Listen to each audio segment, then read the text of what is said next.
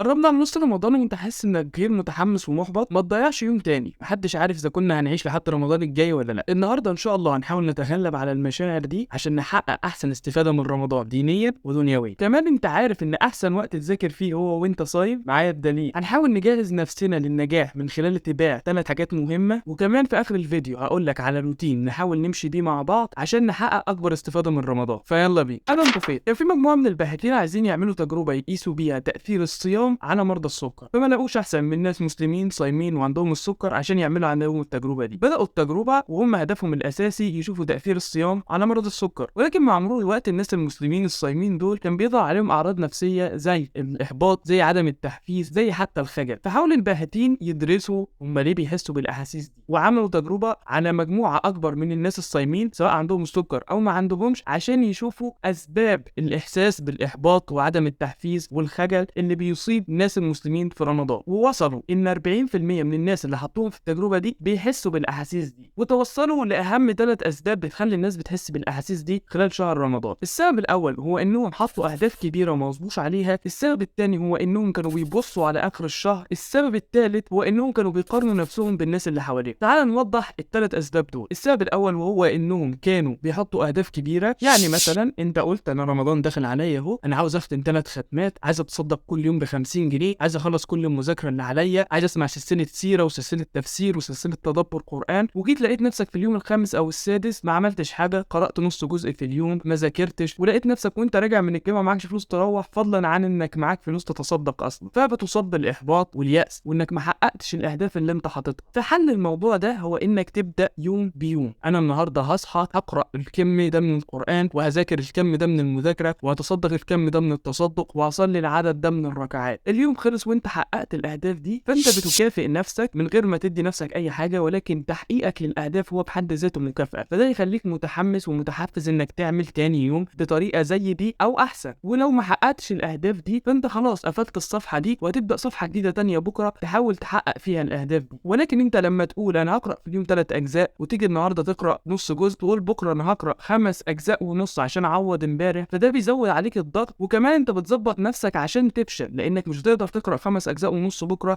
وانت النهارده ما قدرتش تقرا غير نص جزء. كمان عاوزك تفتكر معايا الحديث اللي بيقول ولله عتقاء من النار وذلك في كل ليله. يعني انت مش محتاج تعمل رمضان كله كويس، انت محتاج تعمل ليله واحده كويسه ويوم واحد كويس، وان شاء الله تبقى من العتقاء من النار. ده مش سبب يخليك انك تشتغل يوم ويوم، لا، ولكن ده يخليك انك لما تعمل يوم واحد في رمضان تكون جاهز لليوم الجديد، عشان انت فرصتك امبارح هي فرصتك النهارده. وانت كل ما بتزود يوم تعمله ان شاء الله كويس، فانت بتزود فرصتك انك تبقى من العتقاء من النار. كمان عاوزك تفتكر معايا الحديث اللي بيقول احب الاعمال الى الله ادومها وان قل. يعني انت لو قرات في اليوم جزء وختمت ختمه واحده في اخر الشهر، احسن مما تقرا في اليوم 3 اجزاء ولكن تفوت يومين، وتقرا 3 اجزاء وتفوت يومين، وتبقى في الاخر ختمت شهر. فاحب الاعمال الى الله انك تقرا في اليوم جزء وتختم ختمه واحده، احسن ما تقرا 3 اجزاء وتختم نفس الختمه ولكن كنت بتفوت ايام. كمان عاوزك تفتكر ان رمضان هو مش وقت عشان تحصل فيه اكبر كميه من الطاعه وتخرج من رمضان مش قادر تعمل نص الطاعات اللي انت كنت بتعملها في رمضان. رمضان هو جاي يعدلك، جاي يظبطك، جاي يخليك تحط عادات عشان تستمر عليها بعد رمضان. فانت خد عهده على نفسك انك من دلوقتي هتكون عاده واحده بس تكمل عليها بعد رمضان، زي انك عملت ورد قراني كل يوم، فتيجي كمان بعد رمضان اول يوم العيد وثاني يوم العيد ولحد رمضان اللي بعده ان شاء الله انت مستمر على العاده دي انك عندك ورد قراني. انت كداب ابو صلاح. بص يا صاحبي، مفيش حاله عقلك بيكون جاهز فيها للمذاكره اكتر من وانت جعان، وهقول لك ليه. وانت جعان معدتك بتفرز هرمون الجريلين. الجريلين ده هو هرمون الجوع. تعال نتخيل ايه هو تاثير هرمون الجوع على جسمك وعلى عقلك. ولكن تعال نتخيل انك انسان كهف، مش انسان قاعد في شقته. انسان الكهف ده جعان فجسمه بيفرز هرمون الجريلين، فانت قاعد عاوز تجيب اكل. هرمون الجريلين ده لما بيفرز بيعمل ايه؟ واحد، بيحفز افراز هرمون النمو في الجسم وبيساعدك على تحسين الوظائف الادراكيه والتاثير الذهني. 2، ثبت ان تاثير هرمون الجريلين بيزيد من نشاط الخلايا العصبيه في الهيبوكامبس، والمنطقه دي هي بتشارك في التعلم والذاكره. 3، الجريلين بيخليك تفرز الدوبامين، والدوبامين هو ناقل عصبي بيلعب دور مهم في التحفيز والتركيز والانتباه. 4، في دراسات لقت ان هرمون الجريلين بيخليك في حاله مزاجيه احسن وبيقلل من القلق، وده اللي بيخليك تبقى مركز اكتر. طيب ده كان بس تاثير هرمون الجوع، فما بالك بقى بالجوع نفسه تاثيره هيكون عامل ازاي؟ يلا عد معايا. 1، لو انت بتذاكر وانت جعان فالمعلومات بتنتقل لذاكرتك طويله المدى المدى اسرع من ما بتنتقل لذاكرتك طويله المدى وانت شبعان. 2 وانت جعان بتكون اكثر ابداعا. عارف فيثاغورس بتاع نظريه فيثاغورس بتاع المثلث القائم؟ الراجل ده كان بيجوع نفسه لما بيبقى عنده مشكله مش قادر يحلها عشان يبقى اكثر ابداعا ويلاقي حل للمشاكل. فانت لما يبقى عندك مشكله ما تروحش تاكل، جوع نفسك يمكن تلاقي حل للمشكله دي. 3 وانت صايم فانت بتقرر انك ما تاكلش، بتحرم نفسك من الاكل، فده بيزود عندك قوه الاراده والانضباط. فلما تكون قاعد بتذاكر ويجيلك حاجه تشتتك او حاجه تلهيك فانت بتقرر بالانضباط وقوه الاراده اللي انت متدرب عليهم اصلا انك تفضل قاعد مكمل مذاكره، وده بيعلي فرصك في انك تذاكر احسن وبالتالي تجيب درجات احسن. 4 انت دلوقتي جسمك يحتاج يهضم الاكل اللي انت اكلته ده، وعشان يهضم الاكل اللي انت اكلته ده فجسمك محتاج طاقه، فيروح واخد طاقه من الطاقه اللي رايحه لمخك وبقيه اعضائك ويوجهها لمعدتك، فبالتالي انت بتخسر من الطاقه اللي رايحه لمخك واللي بتساعدك على التركيز.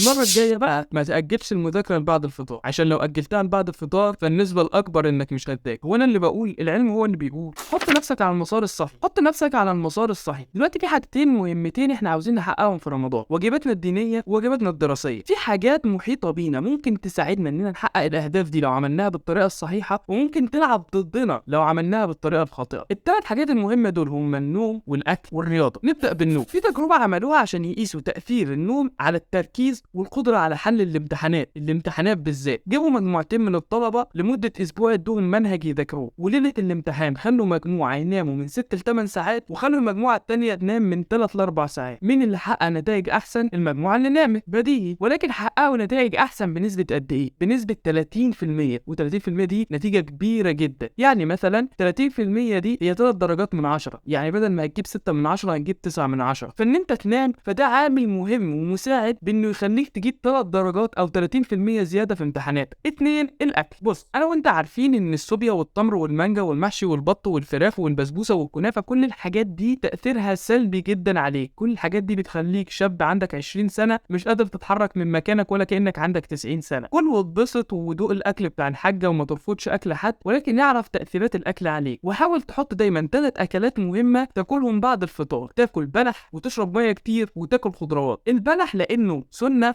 ولانه فيه كربوهيدرات عاليه وفيه فايبر. كمان حاجه مهمه في البلح هو انه ما بيعليش الجلوكوز في دمك مره واحده، ولكن بيعليه تدريجي، وده ليه فوائد كتيره جدا. 2 الميه. لما تشرب ميه كتير فده بيساعدك في الهضم وبيساعدك في الحركه، كمان ما بيخليكش عندك صداع. 3 الخضروات فيها فايبرز بتحسسك بالشبع، وكمان بتخليكش تبقى عاوز حاجه حادقه بعد كده حاجه مسكره بعد كده حاجه حادقه بعد كده حاجه مسكره. انك تثبت ال3 اكلات دول وما تدوسش جامد قوي في الحاجات التانية، والاكل هيبقى مظبوط ومش هيأثر على طاقتك ومش هيأثر على مذاكرتك. 3 التمرين. لو انت راجل رياضي وبتلعب جيم او بتلعب رياضه في رمضان فانت تمام، مالكش دعوه بالموضوع ده. ولكن لو انت ما بتعملش اي نوع من انواع الرياضه في رمضان، ما بقولكش اعمل رياضه صعبه عليا وعليك، ولكن حاول تمشي شويه في رمضان. يعني ما تنزلش تمشي مخصوص، ولكن وانت رايح الجامع روح لجامع بعيد شويه، وانت رايح الجامعه امشي شويه، ما تركبش المحطه يركب المحطه اللي بعدها. حاول توصل ل 5-6000 خطوه عشان تعزز من قدرتك الدماغيه، وكمان عشان لما تيجي اخر رمضان ما تلاقيش نفسك تخنت 10 كيلو وتلاقي نفسك تخنت 6-7 كيلو بس. سيب الزفت اللي في ايدك. احنا بدانا الفيديو باننا بنقول ان احنا عاوزين نعالج احساس الاحباط وعدم الشغف وحتى الخجل من الحاجات اللي بنعملها في رمضان، ولكن سبب مهم بيخلينا نحس بالاحاسيس دي حتى بره رمضان هو التليفون، السكرولينج في السوشيال ميديا. السبب في ان احنا على طول زهقانين وملانين ومش قادرين نركز ولا نكمل حتى فيديو 10 دقايق هو التليفون، خصوصا السوشيال ميديا. الريل ولا التيك توك ولا اليوتيوب شورت اللي انت بتقلب فيه هو بيخليك تفرز دوبامين، بيخليك تفرز دوبامين بكميه عاليه جدا. هتقول لي طب وايه يعني، ما تخلينا نبسط يا عم شويه. مخك ما يعرفش موضوع شويه ده، مخك كلب دوبامين. مخك ما دام لقى حاجه بتجيب له دوبامين هيروح عليها تاني وتالت وعاشر وبيخليك مدمن. كمان تاثير سلبي للتليفون والسوشيال ميديا خصوصا هو انك لما تعمل الحاجات اللي انت المفروض تعملها زي انك تصحى تذاكر وتروح الجامعه وتقرا القران المطلوب منك وتصلي تراويح وتقضي وقت لطيف مع اهلك، كل الحاجات دي بتخليك تفرز دوبامين. ولكن الدوبامين ده كله بتاع اليوم اللي يخليك حققت كل الحاجات اللي انت عاوز تحققها لا يقارن بكميه الدوبامين اللي بتفرز بس في ربع ساعه من تقليب في التليفون. وزي ما قلنا مخك مش عارف الصح من الغلط، فمخك هيروح للتجربه اللي بتخليه يفرز دوبامين اكتر، فمخك هيستغنى عن كل الحاجات العظيمه اللي انت عملتها دي في مقابل بس ربع ساعه على التليفون. ولكن